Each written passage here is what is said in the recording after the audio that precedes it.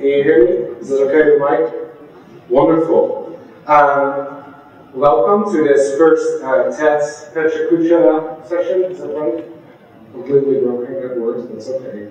I'm going to give a TED talk. Are we there yet? Now, Janet told me before the session that this was supposed to be fun. I can tell you my talk is not going to be fun. Some of you, particularly if you're mentoring grad students, you may need a drink, so I would encourage you, while you still have the chance, go to the bar, take that drink, because I will make some provocative arguments about our discipline, what is wrong. Do not take anything personal in this talk. Nothing is personal. It's about the state of the field, where we're at, what we've accomplished, and what is wrong with it. I'm really not somebody who's very good at giving constructive feedback, which is quite difficult when you're an editor and you work with graduate students.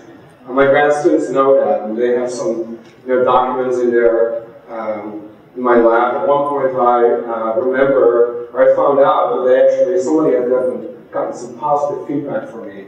So they printed out an email and put it in a lab on the wall. Because they saw the landmark. It's happening in the student's third year. I think generally I'm a reasonably good mentor though, but I'm not good at giving positive feedback. I may have partially to do with the fact that I'm Dutch. So I'm going to talk about are we there yet? I have 3 kids, and when you go on a road trip with your kids, or this time I went on a road trip with my graduate students, they actually did not ask me whether we were there yet. They slept a lot, which is kind of interesting. But my kids, when we're on a road trip, of course, they ask, are we there yet? And as a scientist, actually as a grad student, when I started graduate school, I also sort of started asking this question, are we there yet? And I remember when I started graduate school in the mid-1990s at the University of Minnesota, and I came from the Netherlands, and I took this course. I started grad school, and I thought I would this, ivory tower. I would learn all these things, all these doors that would open for me. I would meet all these scientists. And probably by the 3rd or 4th week of the semester, I was greatly disappointed. Both in the knowledge base of the people around me. I also realized later on that I knew very little myself. Because my mentor and other people gave me always feedback to how I needed to improve things. I'm aware of that. But I was really also quite disappointed with the state of the field. That hasn't really changed. I still think that we're really not there yet. And maybe that's okay. Maybe it's okay as developmental science that we're not there yet. And maybe it's the wrong question to ask. I think one of the challenges in our discipline is that we're not asking the right questions. It's a really major problem. We focus on answers. We don't focus on questions. But maybe it's okay that we're not there yet, particularly in the discipline, or I don't know how you want to call this, the movement, or the study of emerging adulthood. Maybe it's okay, because we're really only doing this for about a decade or so, at least systematically. So maybe it's really okay that we're not there yet. However, we need to ask the question, how do we get there? What does it mean to be there? What are our values as a field? What do we want to stand for? And it's really one of the things I was excited about, becoming the editor for the Emerging Adulthood Journal, is that I felt I had an opportunity to shape what this discipline would look like. And for anybody who's involved in this field, particularly graduate students, it's a great opportunity to shape what this field will look like 20 or 30 years from now. We're in a really unique position, and I really want us to consider it very seriously. There are very few disciplines where this is the case. So this is a new field, and Jeff and others have sort of provided the groundwork for this, and now we all need to figure out, well, how are we going to move this forward? Where do we go from here? So what's the problem? One of the problems that I see, and I was walking through the poster sessions yesterday, and again, please do not take this personal. The poster session yesterday, I think at least 95% of the posters that were on display there either used interview methods or self-report methods. And probably at least 80% of those studies were cross-sectional.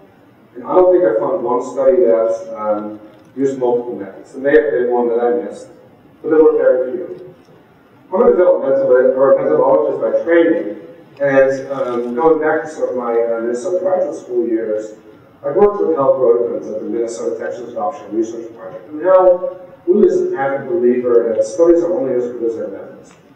And for any study to be worthwhile, or for most cases to be worthwhile, people need to consider sort of the best practices in methodology. One of the best practices in methodology is that you don't rely on one single method or single format.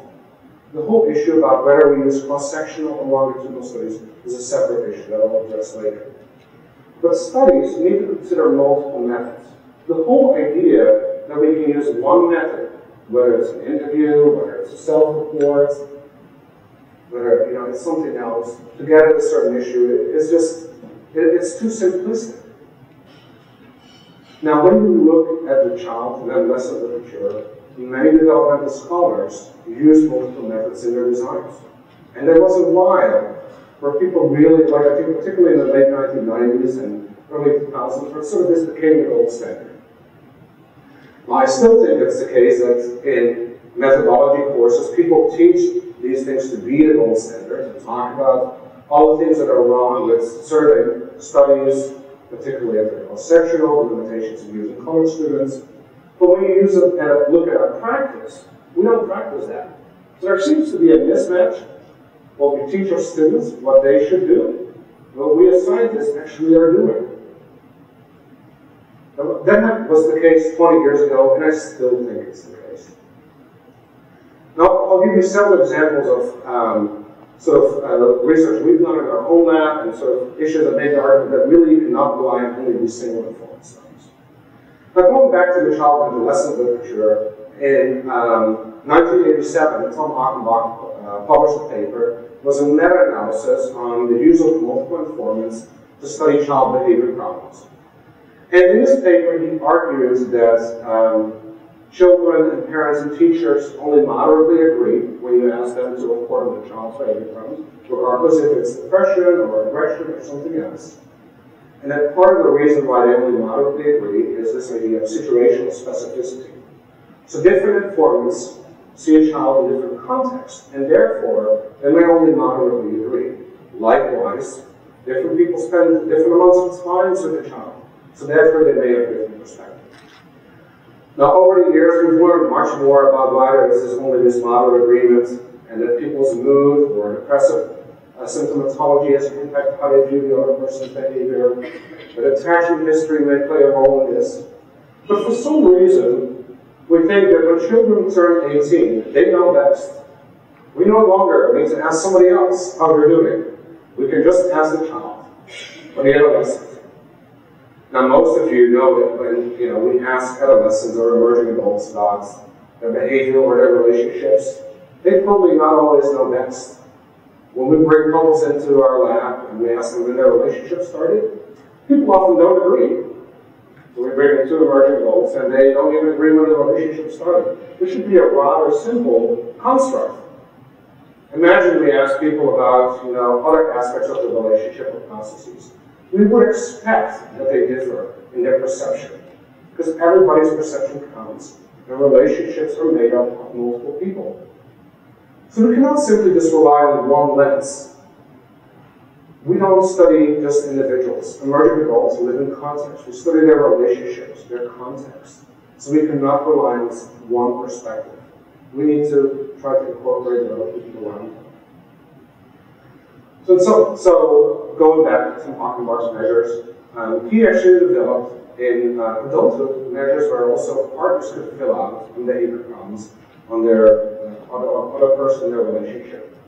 When you look at the literature on these measures, the ASR and ABCL, there are rather few studies that actually use those.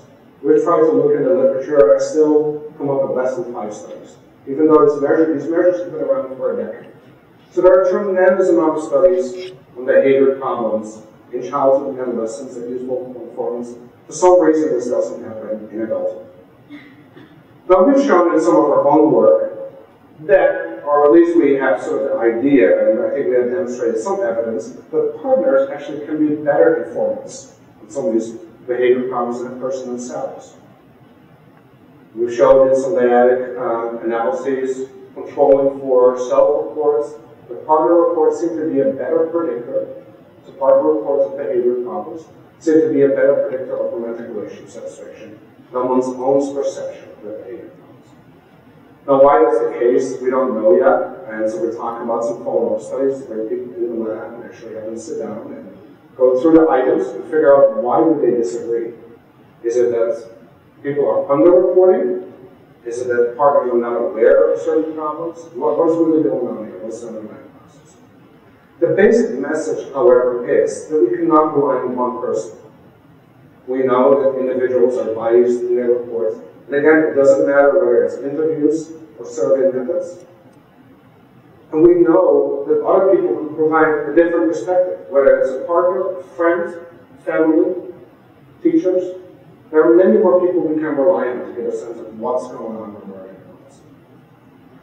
So my point is here that I think that the methods we've relied on as scholars have been very limited. We have rather mostly been relying on survey methods and interview methods, and not really considered sort of what else is out there. Now the other component that's important here too is to sort of thinking about like the design of our studies and the reliance on cross-sectional studies and what that means. But again, in the initial stages of trying to understand what's happening with emerging adults and what they're like, the query is fully justified to rely primarily on survey methods and interview methods. Because we're trying to describe what's happening with these emerging adults. But now we're moving sort of to the second phase. We're trying to understand what are the relationships between the constructs, what are the mechanisms that come for adjustment. So now we also need to adjust our designs. As an editor, I see many papers that use cross-sectional designs to try to test mechanisms. In some of my own work with Keith in 2005, we looked at whether or not parenting skills mediated the relationship between maternal and child depression. There was a rather large literature up to that date on this topic, but people had demonstrated and argued that having a depressed mom doesn't directly predict having a more depressed child, but that this would impact the mom's parenting level, parenting ability. However, these studies were all cross-sectional studies and all relied on maternal reports. Of course, if mom is depressed, mom is also probably going to think that her parenting skills are not that great. Right? So it's not a surprise that maternal parenting would mediate this relationship. So what we did in this paper, we actually replicated these earlier findings using a cross-sectional design, but then said, well, what if we actually use an observational assessment of maternal parenting? What if we look at this relationship across time? Do we find the same effects? Not surprisingly, we didn't. We still found that there was some evidence for parenting being a mechanism in the link between maternal and child depression, but that effect was much weaker. This just illustrates that generally when we try to replicate indirect mediational findings with longitudinal studies or different methods, our effects are often and generally going to be smaller. There's a very nice paper on this topic by David Cole, who actually mathematically demonstrates why this is a problem. But generally, I mean, really the take-home message here is that making an argument to test mechanisms, use cross-sectional designs, and only one method is a very difficult case to make.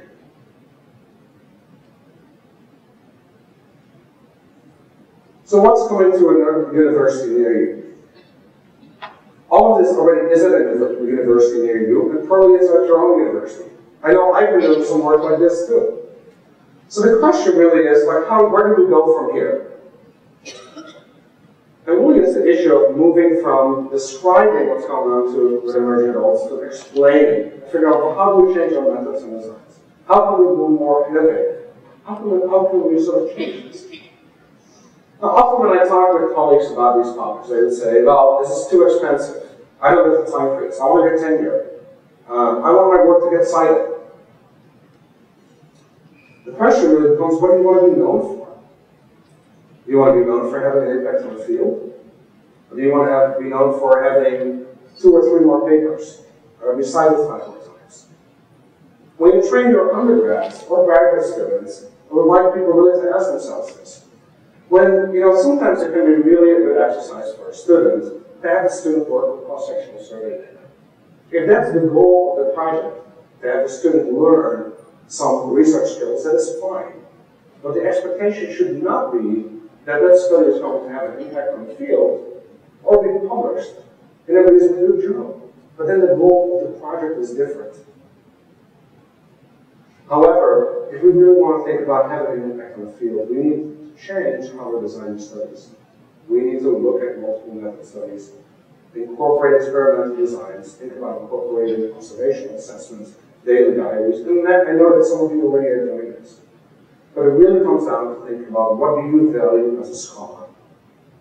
How can you integrate training students with making an impact on the field?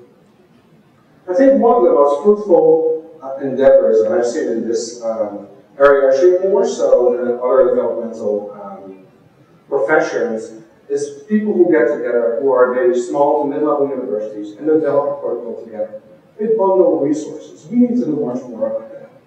We need to find ways, also at a conference like this, to get people together with a common interest.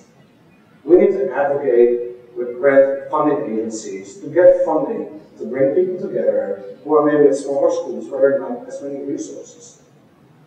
I think in other countries, people are doing this. They have convinced, for example, the Netherlands, they have convinced funding agencies. But really, the idea is to get people together who have expertise in different areas or different institutions. And you probably have to give them less money than if you each give them money each individually. To bring these people together, we need to bring people together in complementary skills, whether it's in methods and designs.